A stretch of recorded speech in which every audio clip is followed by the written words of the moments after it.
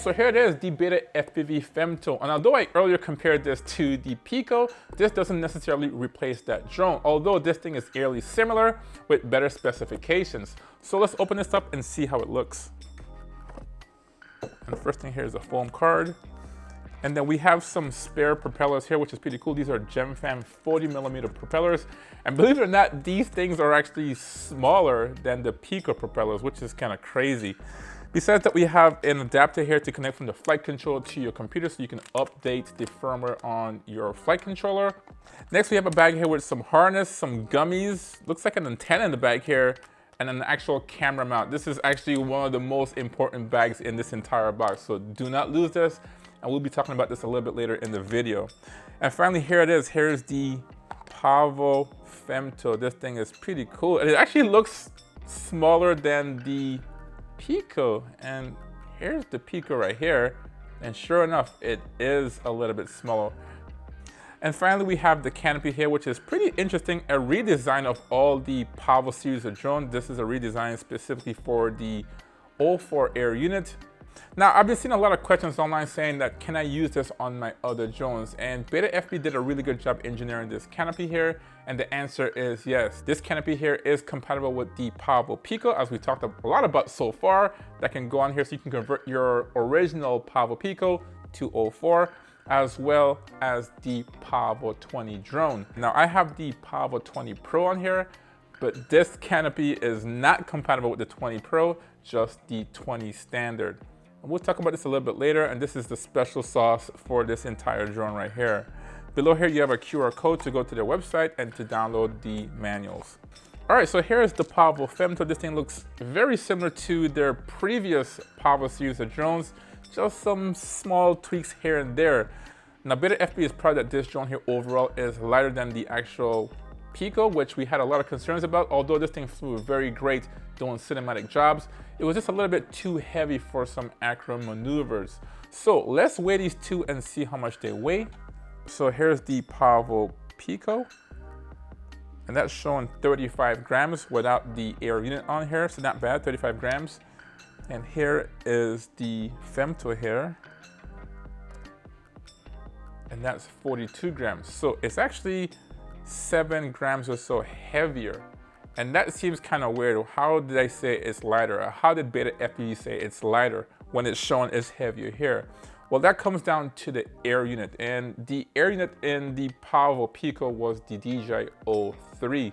And this thing weighs around or above 30 grams. So that's additional 30 grams to their original weight, opposed to the 04 air unit that weighs only 8 grams. So the overall weight of this is going to be significantly lighter than the one on the Pico. Now, you're wondering, how does this thing perform or have more thrust with these smaller diameter propellers? Well, that's down to the actual overall weight, as well as these new ducts or propeller guards here. These are a PA-12 propeller guard, which is really good.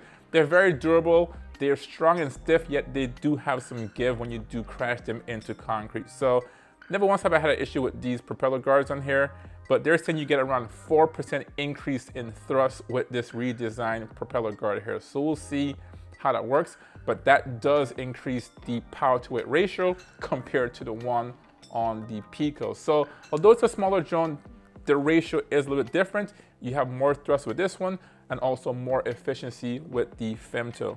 Now, connected to the propellers, you have these motors on here. These are the 1102 14,000 kV motors. And believe it or not, they are identical specs to the actual Pavo Pico.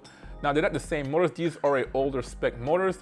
These are a redesign with the Lava brand on here. A few years ago, they did launch the Lava brand, giving you higher output and performance, including the batteries, as well as the motors.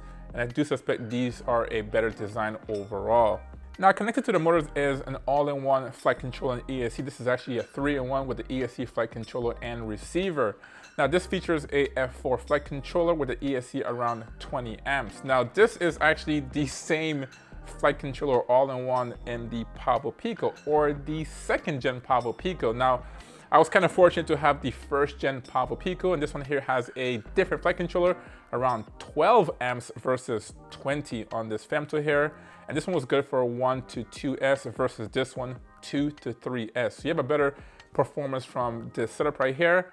And we'll talk a little bit later when we talk about the actual VTX on this as well.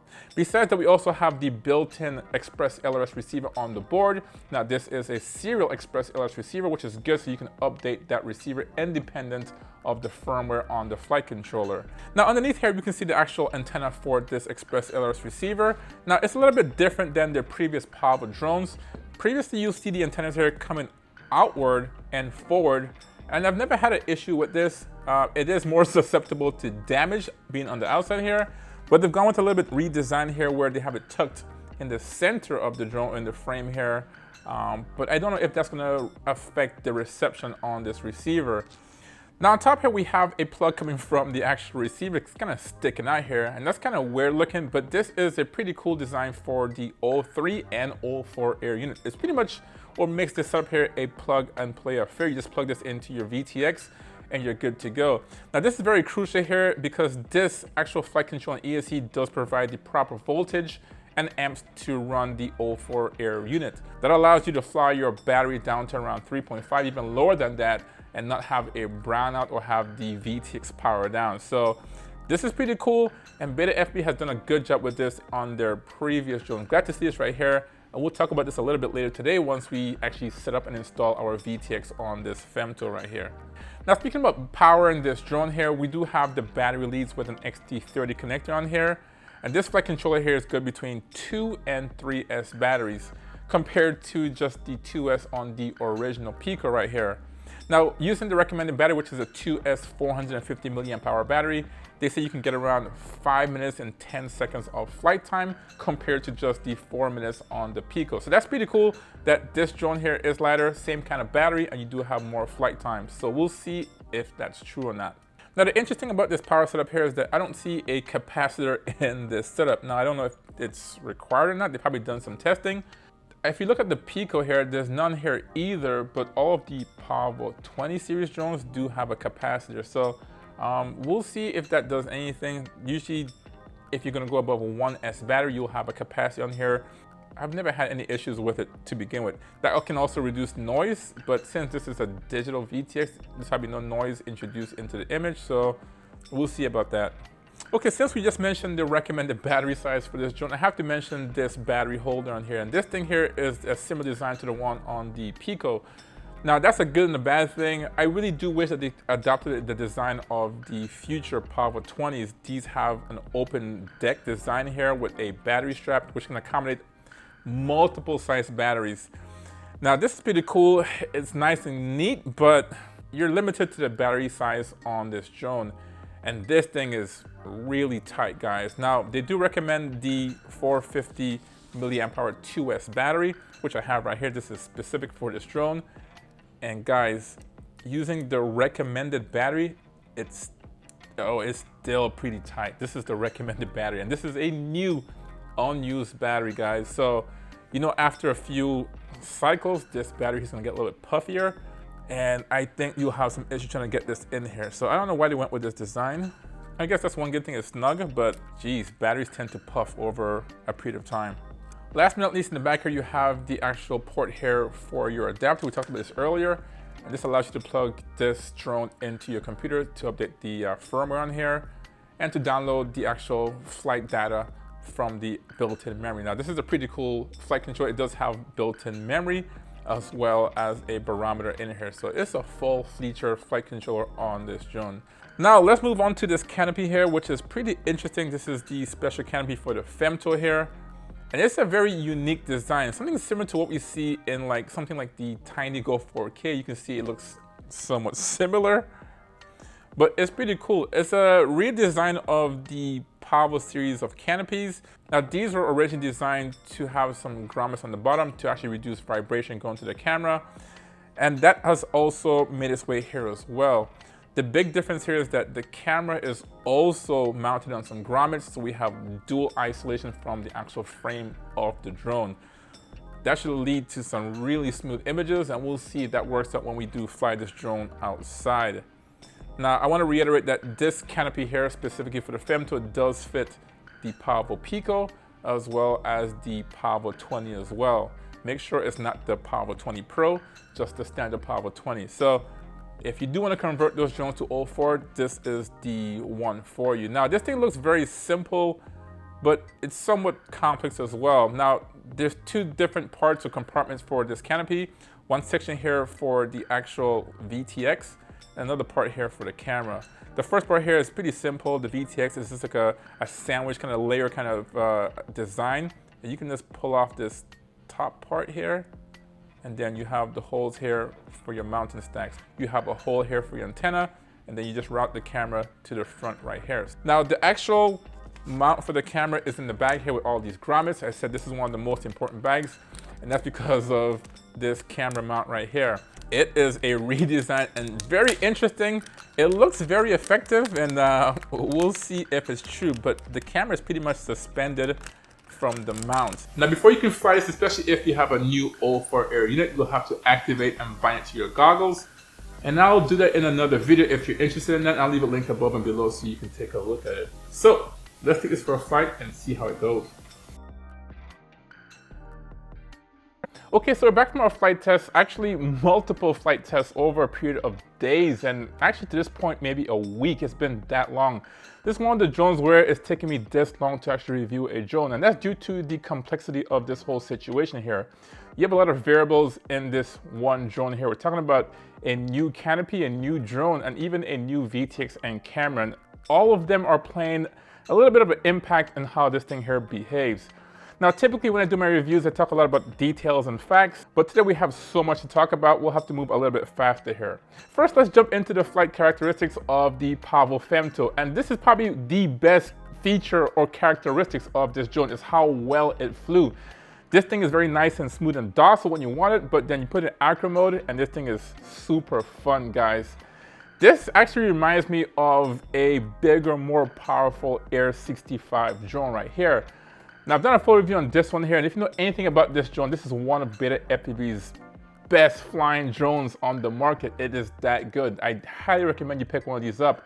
And this kind of reminds me of that in a bigger scale. Now, Beta FPV has this tuning down packed, and they've transferred some of that knowledge to this drone right here. Now, initially, I was concerned a little bit about the smaller propeller size compared to the Pavo Pico. This was already a small drone, and kind of somewhat underpowered at the time. Now, I didn't have an issue with the Pico at all, only because I do a lot of cinematic flying, and this is what it was designed for. Now, if you do some more acro maneuvers, this thing was just a little bit underpowered, a little bit heavy and sluggish. So once I saw these small propellers, I was like, oh man, it's similar to the Pico, yet just with smaller propellers and same motor size. But honestly, guys, Beta FPV knew what they were doing with this one, and they were correct with this one, where the thrust to weight ratio is a lot higher than the actual Pico. And that's due to the weight reduction of coming from the 03 and going to a smaller and lighter 04 Air unit. Now, they're saying you're gonna get around 4% more thrust with these ducts in here. I don't think that's measurable, but the weight savings is significant, guys. This thing is pretty good. As I said before, this thing has just enough power to get in and out of trouble. Some drones, you might have enough power to go into a maneuver and then can't get out of it. Then you hit the ground or something happens, you wobbles or prop wash. This one here has enough power to just get into it and enough power to get out of that loop or some kind of situation. So I do think that this is the best feature of this drone is its flight characteristics. And if you're looking for a drone that's fun to fly, the Femto is it, guys. This thing flew really well, even in winds outside between 5 and 10 miles an hour. This is a pretty good flying drone, and they got that recipe down packed here. So as far as flying characteristics compared to the Pico, I do think, yeah, you can see the size difference here. It is a little bit better flying than the Pico, guys. Next, let's talk about the image quality on the Pavo Femto. And I'm sure you guys are curious about this, and I have a lot to say, even though my results are kind of inconclusive. And we'll talk about that when we get to it. Now, the first thing here is the hardware on this, and the 04 Air unit fits very well on the Pavo Femto, almost like it was made for it. I mean, sure, it was designed and made for it, but this thing is a significant improvement compared to the other drones where you have like a skeleton cage on here. You can see right here in the Pavo 20 Pro. This is more like a complete unit here. It fits very well, it's well protected. There is some ventilation on here, and you have access to all the ports and buttons on this right here, as well as this camera in the front here. So this looks like a complete drone. and everything just fits into this neat package. Very well done by Beta FPV. Now, as far as the image coming from the 04 Air unit, it's pretty good. The image on here is okay. It is a 4K resolution, but the quality isn't as good as the 03 and the 04 Pro Air units. But I do think it is the best image quality for, say, lightweight VTX in its segment. We're talking about the Voxnel 1S VTX as well as the HD0 Lite. This does have the best image overall. Now, having said that, the image on here is very sharp and at the same time kind of washed out. It's kind of hard to explain, but it's kind of a washed out look with some sharpness. Now, you can obviously adjust that in your camera settings and lower the sharpness as well as the contrast, which might help a little bit. But the dynamic range on this isn't that great either. You're not going to win any cinematic films filming with this 04 Air unit here. Now, I do think that DJI can update the firmware on this whole Air unit and add that flat color profile that we see on the 03 or the 04 Pro.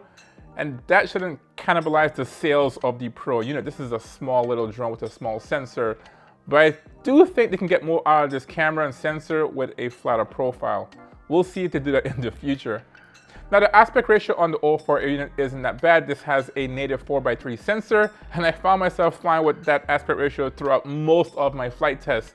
And that kind of helps as well when you're stabilizing this thing in gyro flow. So you might want to consider doing that as well if you're going to fly this drone around. Now, talking about gyro flow and stabilization, that leads us to the stabilization on this drone. Now, on my first flight, I did have the Rocksteady on. Now, in my previous drones here, especially in the 03 Air unit, I usually fly this with the Rocksteady on, and I've gotten really good results with that. It saves me a lot of time and space on my hard drive on my computer. But I did take off on my first set with the Rocksteady 3.0 Plus on. And honestly, guys, I came back here, took a look at the footage, and it was horrible, guys. This thing was shaking everywhere. I thought the thing was broken, guys, honestly. I actually took off the canopy, look at the camera, made some small tweaks, no big difference. Just make sure everything was installed the correct way. Took it for a flight, and then it worked pretty good the second time. I don't know if that's a one-of, but that thing was shaking pretty aggressively. Actually, I said before, it was weird. It felt like the gyro was doing more harm than good. Now, I also have to say that I also tried to do this with the Rocksteady off, and I got literally no gyro data. I don't know what was going on. All I could see was field of view was normal. I couldn't find the wide field of view, and that's the key here. If you want gyro data from this Air unit, it has to be in the wide field of view. If not, it's not going to generate one. That also came up once I did the format on the hard drive, and then I was able to select the wide field of view, and then I was able to get the gyro data to stabilize it into gyro flow. Now, having said that, I did put that now gyroscopic information into gyro flow, and guys, that process was so easy, so simple. It was almost made for gyro flow, guys. Now, once I rendered the image, it was silky smooth, guys. We're talking about really smooth image. Really impressed overall, guys. One of the best results from most of my drones. Now, I have to say, there were some instances as well, maybe once or twice, where the gyro was kind of corrupted, where it was doing a little bit of an opposite, just like what it was doing with Rocksteady 3.0 Plus, where if that gyro information is not correct, it will introduce more vibration and more bounce in the image, almost like it wasn't synced. So just be careful of that. Now that we have the image stabilized in gyro flow, there was one additional nagging issue, and that was jello, guys. Even before I had that stabilization down packed, there was jello in my footage. It was so much. I haven't seen that much jello in a long time, guys. In fact, I actually made a video on it because I was so surprised by how much was in here. I don't know to this point still what caused that or what caused this whole jello situation. As I said before, this is going to be a kind of an inconclusive review on the whole camera setup here because this is still a work in progress. I don't know what's causing that, but I did do a lot of tweaking, and that's the reason for this so long review, why it took so many days just to get this review out. And everything seemed okay. Went back for another flight, and it's still vibration everywhere. Now, Beta FPV has a pretty new canopy on here with a new design. There's some technology from the older drones and some new here. Now, the older design here, we do have some grommets on the canopy, just like all the previous drones, like the Pavo 20.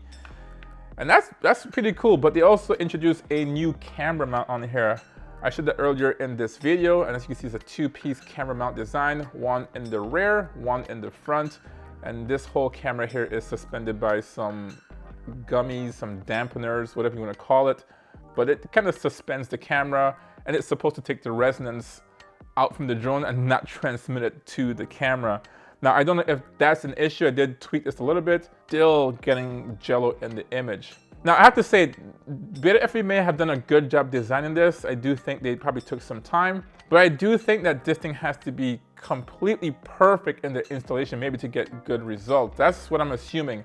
Now, I don't know if some of that vibration comes because of these gummies, if the gummies are just too soft or too hard, we don't know. Obviously, every application can be different, every drone can be different, but this was made specifically for this 04 air unit and this drone here. But the reason I say it has to be perfect is because there's a lot of influence, or external influence on this to make this work. As I said before, this is suspended in air with these gummies. And one of the hardest thing about this whole canopy and this drone here is trying to get this MIPI cable not to touch anything on the drone. Obviously, this MIPI cable touches the drone or the frame, it's going to transfer the vibration to the camera. And even if you were able to do that, the MIPI cable on here is so thick and so stiff that it still puts some tension on these gummies here. So guys, I've been testing this for literally days. It got to the point where I just said, okay, heck with this testing, let's try some third-party solutions. Now I went online, found some, I guess, third-party adapter to convert from this DJI camera, proprietary camera mount, to the standard 14mm standard mount that we know in every drone on the market. And I took it for a flight. This was actually earlier today. I took it for a flight, and there was still some jello in there. Most of the vibration was gone. There was some jello in there, but the jello was a little bit less than previously with this, I guess, dampen camera mount here. So it did improve, but it still existed. And I was like, you know what, man? I could do some more testing, but hell with it. Let's just slap on an ND filter on here. As we know, ND filter does help with jello. I talked about it in that previous video. Now, I have to say, look at the camera settings without the ND filter. My shutter speed was around 1400s to around 1600s, so it was really high. Now, I do live in a bright climate out here in Florida, so I said, okay, we can slap on the ND filter. And then once I did that, guys, the shutter speed went down to around 200s to 250s. So it was a lot more bearable, a lot slower.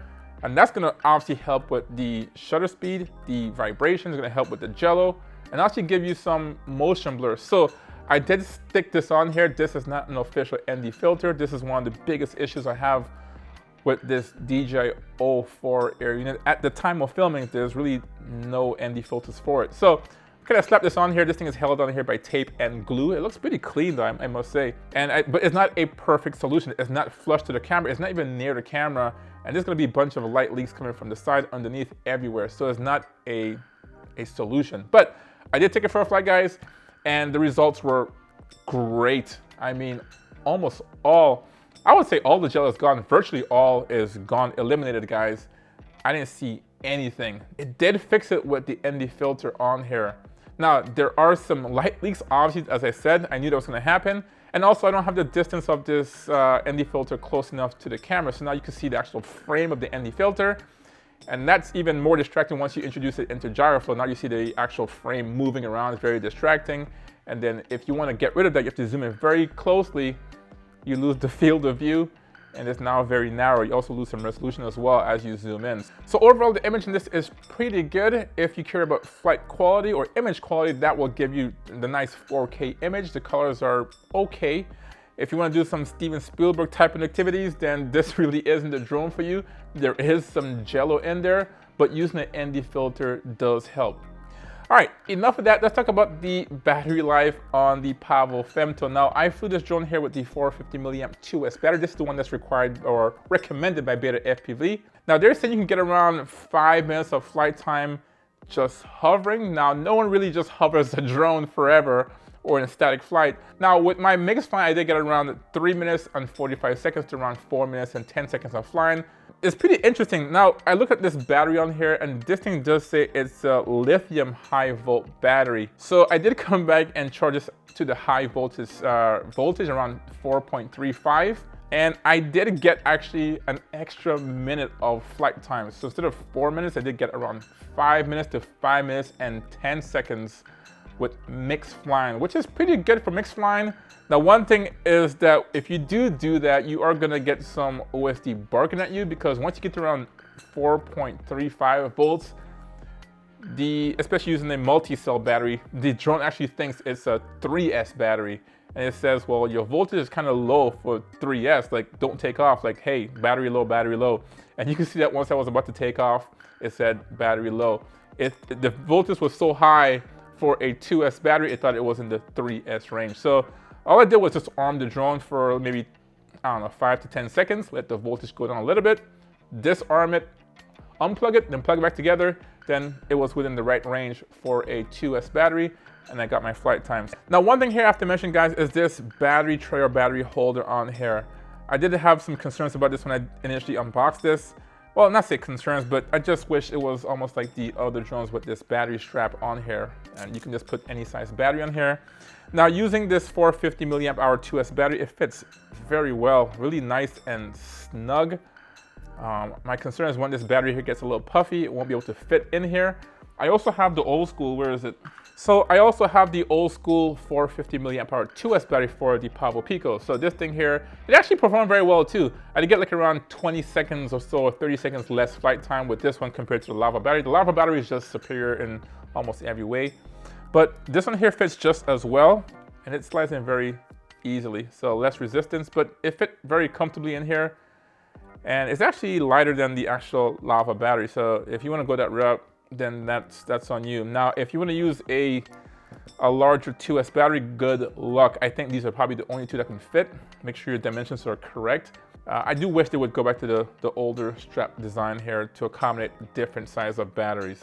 All right, last but not least, let's talk about the radio link on the Pavo Femto. And initially, when I looked at this drone here, the antenna placement is a little bit different compared to their other Pavo series of drone. This one here is kind of buried here under the flight controller above the battery, kind of in the frame here, compared to the other drones here where it's kind of external going forward here. And I was like, man, this is gonna get, well, worse reception, maybe worse range. But I never had an issue with this overall throughout my testing throughout the week. Never wanted to have a fail-safe.